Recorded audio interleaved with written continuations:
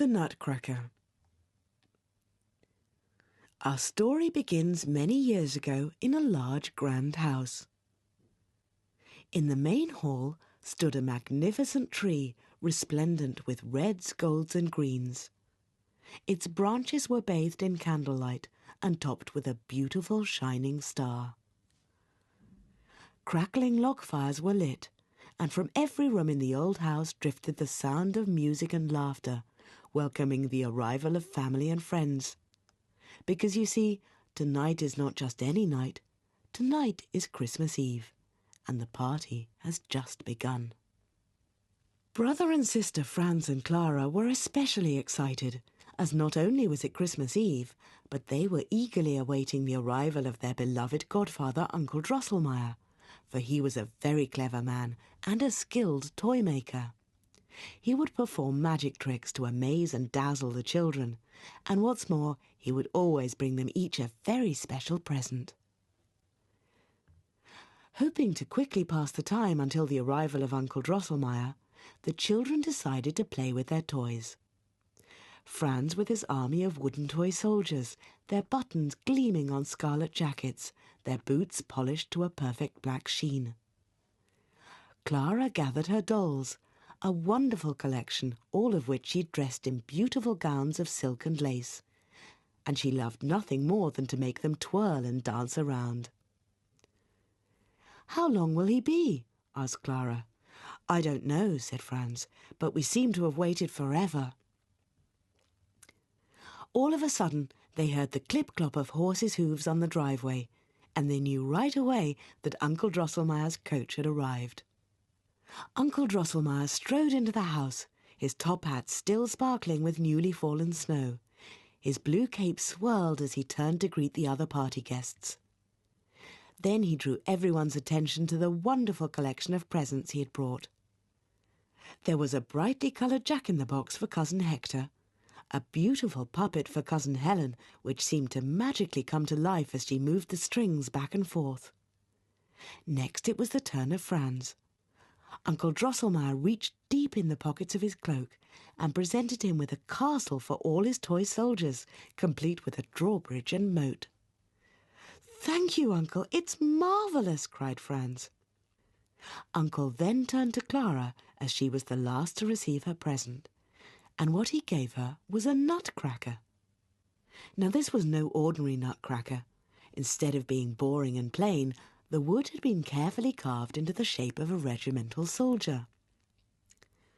Franz saw the nutcracker and was very jealous. After all, he was the one that loved soldiers. He should have been given the nutcracker, and he wanted it for himself.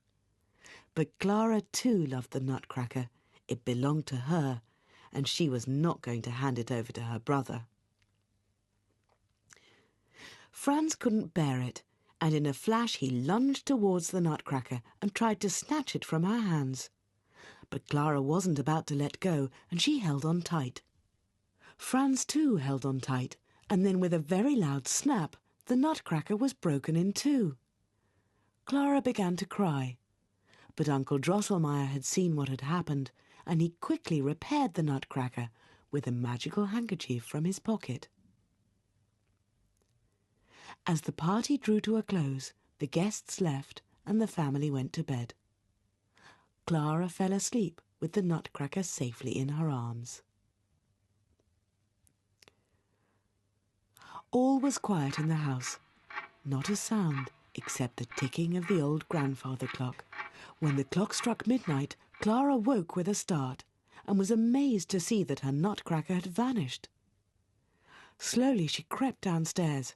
She could hear a squeaking noise coming from the dining room, so carefully she opened the door.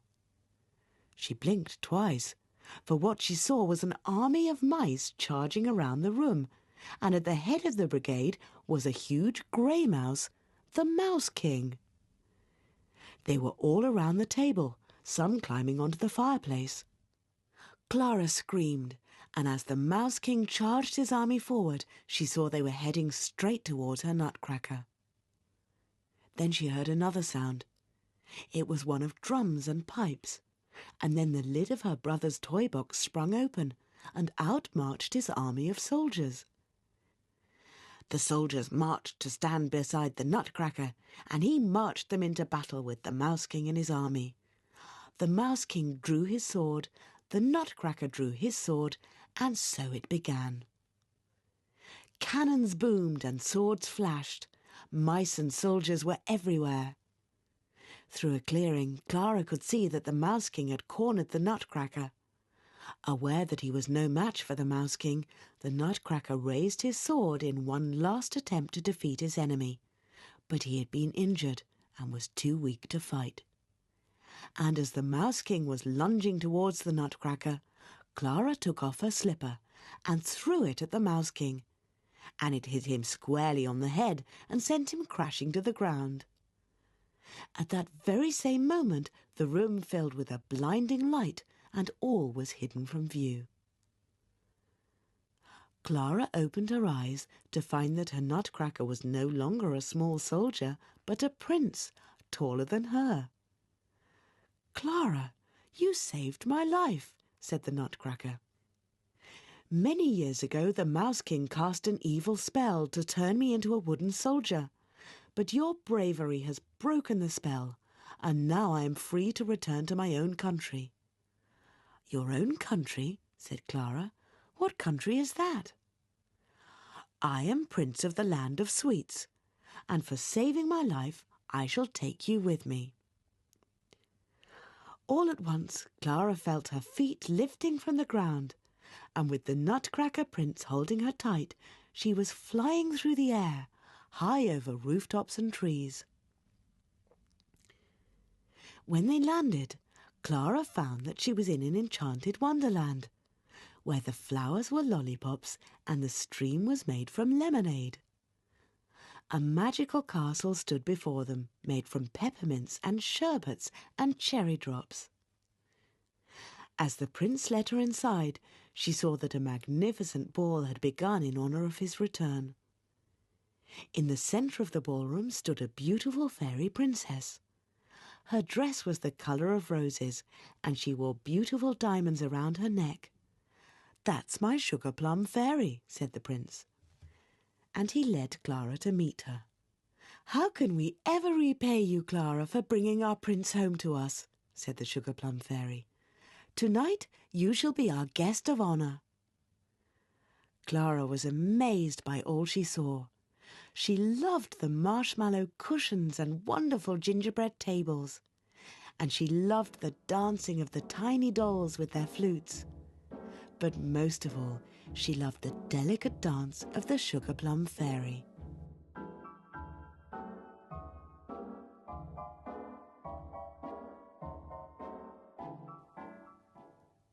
When the dance had ended, the prince took hold of Clara's hand and led her onto the dance floor. He twirled her around and around, and she was laughing with delight. When the music ended, Clara closed her eyes, and the Nutcracker Prince kissed her lightly on the cheek.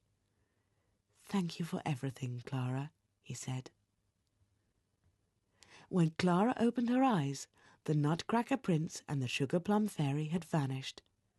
She was no longer in the enchanted world, but back snuggled in her own bed. It was Christmas morning, and once again the house was alive with activity. She could hear her mother and father in the kitchen. There was the delicious smell of breakfast drifting into her room, and presents were waiting to be opened.